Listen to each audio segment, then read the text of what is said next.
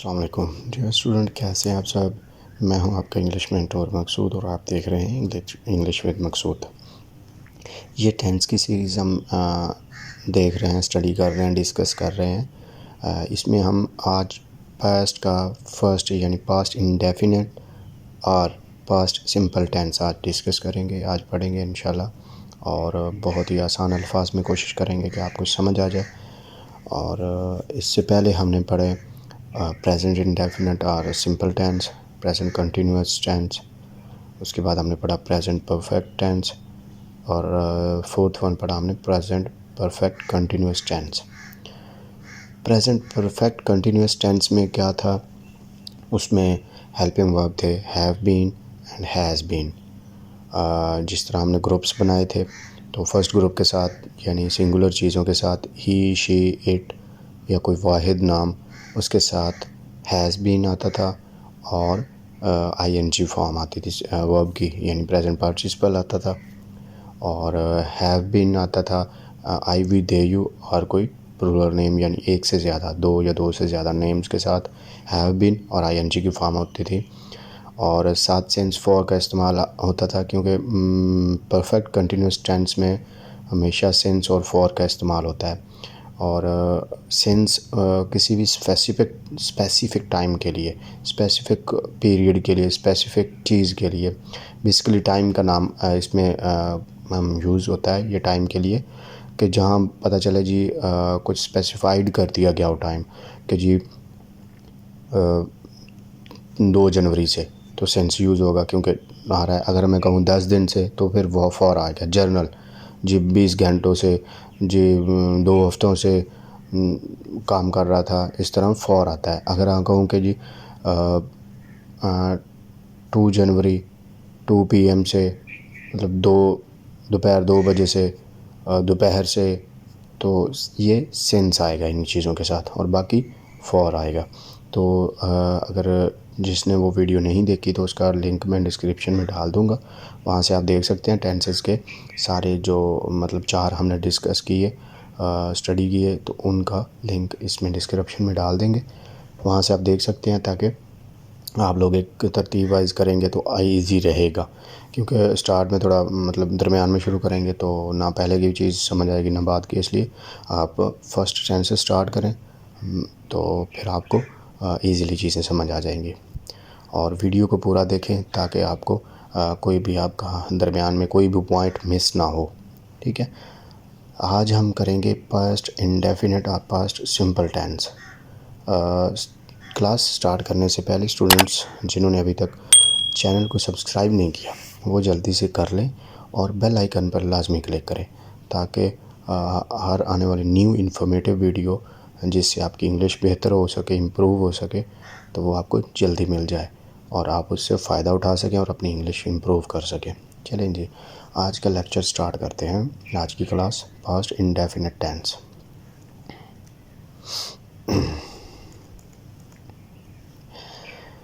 ये इसमें basically helping verb जो होता है यूज़ होता है वो डिड होता है, सिर्फ एक ही होता है सबके साथ। इसमें ग्रुप बनाने की ज़रूरत नहीं पास्ट इंडेफिनिट में। हाँ, प्रेजेंट के जितने भी 4 टेंसेस हैं उनमें ग्रुप बनाएंगे ताकि आपके माइंड आपके इजी रहेगा। आपका माइंड ऑटोमेटिकली वैसे ही वर्क करना स्टार्ट हो जाएगा। स्टार्ट में थोड़ा सा डिफ़िकल्टी फील होगी, आहिस्ता आहिस्ता आपके लिए वो ईजी हो जाएगा। उसके बाद इसमें वर्ब की सेकंड फॉर्म यूज़ होती है सिंपल टेंस में, मनफी और सवालिया में नहीं, यानी इंटरोगेटिव या फिर नेगेटिव में सिंगल होती है, वैसे डबल मतलब सेकंड फॉर्म होती है इस्तेमाल। तो तरीका वही सेम है, सब्जेक्ट पहले आता है, फिर वर्ब आता है, फिर ऑब्जेक्ट आता है। ये तो सब टेंसेस का यही तरीका है। बाकी जो हेल्पिंग वर्ब है वो हमेशा सब्जेक्ट के बाद आता है और वर्ब से पहले आता है, ठीक हो गया। तो इसमें भी वही है, जैसे आई वेंट टू स्कूल, ये गो की सेकंड फॉर्म है। मैं एक इर्रेगुलर वर्ब्स की एक वीडियो तैयार करेंगे इंशाल्लाह जल्दी, तो वो भी आप लोगों के साथ शेयर करूँगा ताकि आप लोगों को पता चल जाए कि ये वर्ब्स हैं, ये इर्रेगुलर हैं, ताकि आपकी वोकैबुलरी में भी इजाफा हो। तो वही तरीका सेम सब टेंसेस का, ये subject plus verb plus object, ठीक होगा। तो नेक्स्ट चलते हैं जी डेफिनेशन को। ये स्टैंडर्डाइज नहीं है कि स्टैंडर्ड की डेफिनेशन नहीं है कि जी ये ज़रूर होगी, ये तो बस समझाने के लिए बनाई गई कि ये हो सकता है। किसी काम का करना, होना, सहना फ़िल माजी मुतलक में पाया जाए, मीन पास्ट में हुआ, पास्ट में ही ख़त्म हो गया, ठीक है। मतलब पास्ट माजी में शुरू हुआ, माजी में ही ख़त्म हो गया, यानी वो स्कूल गया, बस शुरू हुआ ख़त्म हो गया। उसने खाना खाया, यानी उसने खाना स्टार्ट भी किया और खा भी लिया, सो वो पास्ट में ही ख़त्म हो गया। पहचान क्या होता है ऐसे फ़िक्रों में? आखिर में अलिफ आती है, ये आती है बड़ी, और छोटी ये वगैरह के अल्फाज आते हैं ये आखिर में। जैसे देखें वो स्कूल गया, एंड पे अलिफ आया, उसने खाना खाया, एंड पे अलिफ आया, वो स्कूल गए, ये आ गया एंड पे। सो मोस्टली क्या ये ही आते हैं, 3 वर्ड्स बनते हैं आखिर पे। मसलन वो स्कूल गई, अब छोटी ये आ गई, उसने खाना खाया, अलिफ आ गई, वो उन्होंने किताब पढ़ी, तो ये छोटी आ गई, तो ये आखिर पे यही वर्ड्स आते हैं, ठीक है। आप प्रैक्टिस करेंगे ना तो आपको और चीज़ें जल्दी मतलब क्या कहते हैं उसको, कि आपको जल्दी से समझ आएंगी और आपका माइंड उसी हिसाब से वर्क करना स्टार्ट कर देगा।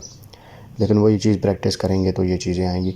तो कोशिश करें, प्रैक्टिस करें, थोड़ी बहुत करें, ना ज़्यादा, 2-4 टेंस कर लिए, 10 कर लिए, या ख़ासकर जब मार्केट वगैरह जाते हैं, स्कूल जाते हैं, कॉलेज जाते हैं, यूनिवर्सिटी जाते हैं, तो आप माइंड में बैठे, गाड़ी में बैठे, चलते फिरते तो कोई ना कोई टेंस बनाते रहा करें। तो मिस्टेक्स भी होंगी डेफिनेटली, क्योंकि जब बंदा कोई काम नहीं आता होता और वो करता है तो मिस्टेक्स तो होती हैं, फिर इसी तरह ही आपकी इम्प्रूवमेंट होगी। इसमें फ़िक्रा बनाने सबसे पहले फ़ाइल आता है, वही सब्जेक्ट, उसके बाद फ़ेल आता है, वर्ब, उसके बाद ऑब्जेक्ट आता है। सिंपल टेंसेस में यही होता है। और पास्ट सिंपल टेंस या पास्ट इंडेफिनिट टेंस में फॉर्म सेकंड इस्तेमाल होती है, फर्स्ट नहीं होती। ये वाहिद टेंस है सब टेंसेस में जिसमें से सिंपल टेंस में सेकंड फॉर्म यूज़ होती है, बाकी किसी में भी सेकंड फॉर्म यूज़ नहीं होती। सब्जेक्ट प्लस वर्ब की second form plus object. Examples देख लेते हैं। उसने किताब पढ़ी, ही रेड अ बुक, ठीक है, ये छोटी ये एंड पे आई। वो स्कूल गया, ये देखें बड़ी ये आ गई एंड पे, आखिरी लफ्ज़ बड़ी ये है। वो स्कूल गया, दे वेंट टू स्कूल। तुमने फुटबॉल खेला, एंड पे अलिफ आ गई, यू प्लेड फुटबॉल। हमने हमेशा सच बोला, लास्ट पे अलिफ आ गई, we spoke the truth always. So ये एग्जांपल्स हैं, ये जस्ट जनरल एग्जांपल्स होती हैं समझाने के लिए। आप और भी टेंसेस बना सकते हैं, बहुत से टेंसेस बनते हैं। खाना खाया, वो सोया, वो उठा, इस तरह के बहुत से टेंस बनते हैं। उसने अपना फेस वॉश किया, ये चीज़ें सारी बहुत से टेंसेस बनते हैं। आप बनाना स्टार्ट करें, प्रैक्टिस, कोई गलती हो तो आप कहीं भी समझ ना आ रही हो, आप कमेंट्स बॉक्स में क्वेश्चन कर सकते हैं, आपको इंशाल्लाह पूरा गाइड किया जाएगा। अच्छा जी, ये हो गया। अब अगर हम मनफी फ़िक्रे यानी नेगेटिव सेंटेंसेस की बात करें, तो मनफी बनाते हुए सबका तकरीबन सेम ही तरीका है कि सब्जेक्ट के बाद वो हेल्पिंग वर्ब आता है, उसके साथ नॉट आता है, फिर वो वर्ब आती है और आखिर पे ऑब्जेक्ट आता है। यहाँ पे एक चीज़ जहन रखिएगा, अगर सिंपल जहन में रखिएगा, अगर सिंपल टेंस है ना, सिंपल पास्ट टेंस, तो उसमें सेकंड फॉर्म यूज़ होगी। जैसे ही आप उसको मनफी बनाएंगे तो उसकी सिंगल फॉर्म हो जाएगी, ठीक है। साथ हेल्पिंग वर्ब होगा, सब्जेक्ट, फिर फल की पहली फॉर्म यानी वर्ब की फर्स्ट फॉर्म स्टार्ट यूज़ होगी, उसके बाद ऑब्जेक्ट होगा। सिंपल टेंस में सेकंड फॉर्म होगी, और जैसे ही आप इंटरोगेटिव या नेगेटिव सेंटेंसेस बनाएंगे तो वो सिंगल फॉर्म हो जाएगी। सही हो गया। तो यही चीज़ है, subject plus did not plus verb की फर्स्ट फॉर्म प्लस ऑब्जेक्ट। उसने किताब नहीं पढ़ी, ही did not read a book. देखिए फर्स्ट फॉर्म, एक्चुअली जो रीड है ना वो थर्ड, तीनों फॉर्म यही हैं, रीड रेड रेड। तो ये इस पे कंफ्यूज नहीं होएगा कि ये, लेकिन आपको पढ़ने में आपको पता चलेगा कि ये फर्स्ट है या सेकंड है। तो ये तीनों यही फॉर्म है, सेम है। तो he did not read a book, उसने किताब नहीं पढ़ी।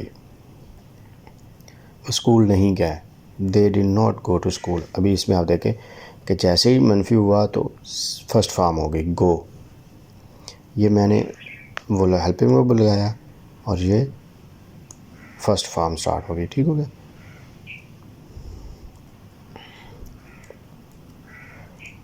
तुमने फ़ुटबॉल नहीं खेला। You did not play football. ये देखें डिड नॉट आया, यहाँ पे फर्स्ट फॉर्म आई। अगर सिंपल होता तो डिड नॉट ना होता तो यहाँ प्लेड होता, ठीक है, यहाँ प्लेड फिर होता। हमने सच हमेशा सच नहीं बोला। We did not speak the truth always. ये डिड नॉट आया तो यहाँ पे फर्स्ट फॉर्म आ गई, ठीक हो गया। अगर डिड नॉट ना होता, सिंपल फॉर्म होता, वो फिर स्पोक आता, we spoke the truth always. सवालिया इंटरोगेटिव सेंटेंसेस बनाते हुए हमेशा हेल्पिंग वर्ब स्टार्ट में आता है। ये सब टेंसेस का यही फार्मूला है। तो हेल्पिंग वर्ब हम भी स्टार्ट में ले आएंगे। डिड इसका एक ही हेल्पिंग वर्ब है, सबके लिए सेम है। उसके बाद सब्जेक्ट आ जाता है, फिर फेल की वर्ब की फ़र्स्ट फॉर्म आती है और लास्ट पे ऑब्जेक्ट आता है। सो जैसे ही हमने उसको सवालिया बनाया तो फर्स्ट फॉर्म होगी। अगर सिंपल होता, ना नेगेटिव ना इंटरोगेटिव, तो फिर सेकंड फॉर्म होती। Did plus subject plus verb की फर्स्ट फॉर्म प्लस ऑब्जेक्ट। क्या उसने किताब पढ़ी? Did he read a book? क्या वो स्कूल गए? Did they go to school? ये देखें डिड आ गया फर्स्ट पे,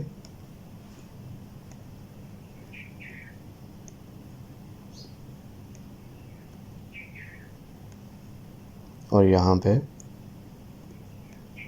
गो आ गया, यानी फर्स्ट फॉर्म आ गई। अगर ये ना होता, सिंपल होता, वो स्कूल गए, दे वेंट टू स्कूल।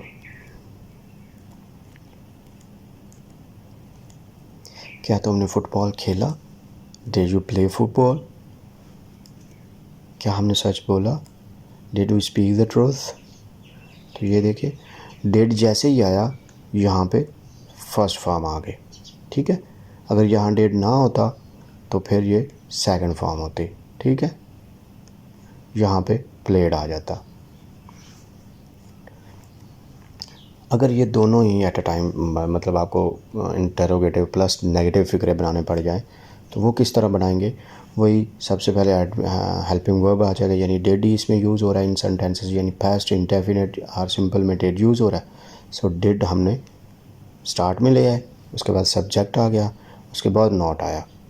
सबका सेम फार्मूला है, बस ये होता है कि हेल्पिंग वर्ब को इधर उधर करना, बाकी रहना तरतीब सब्जेक्ट वर्ब ऑब्जेक्ट की सेम रहेगी। उसमें आपने कहाँ पे लगाना है हेल्पिंग वर्ब, नॉट कहाँ पे लगाना है, ये असल क्वेश्चनेबल चीज़ है। तो सबसे पहले फर्स्ट आ गया हेल्पिंग वर्ब, एक ही यूज़ हो रहा है, सो वो हम डिड लगा देंगे। फिर सब्जेक्ट आ जाएगा, फिर उसके बाद नॉट आ जाएगा क्योंकि हम नेगेटिव भी एज वेल एज कर रहे हैं, तो प्लस वर्ब वन आ जाता है, यानी वर्ब की फर्स्ट फॉर्म फिर ऑब्जेक्ट। जैसे पहले बताया कि जैसे ही इंटरोगेटिव और नेगेटिव बनता है तो फॉर्म फर्स्ट हो जाती है, सिंपल में फॉर्म सेकंड रहती है। ये वाहिद टेंस है, ठीक है ना, सब टेंसेस में। क्या उसने किताब नहीं पढ़ी? Did he not read the book?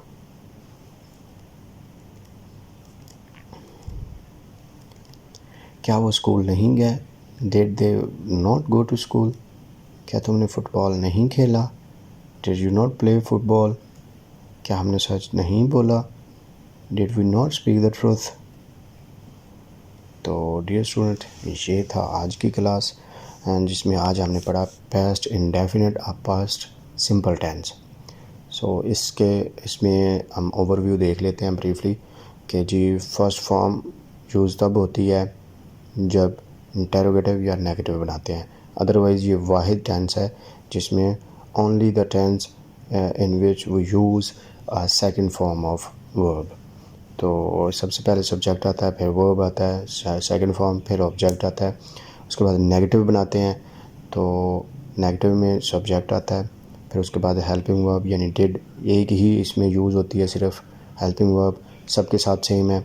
Did आ जाएगा, नॉट आ जाएगा यानी डिड नॉट आ जाएगा, फिर उसके बाद वर्ब की फ़र्स्ट फॉर्म आ जाएगी। जैसे ही नेगेटिव और इंटरोगेटिव बनाएंगे तो फॉर्म फर्स्ट हो जाएगी, सिंपल में फॉर्म सेकंड रहेगी। ये याद रखिएगा, ये क्वेश्चन बड़ा ये बात बड़ी याद रखने वाली है।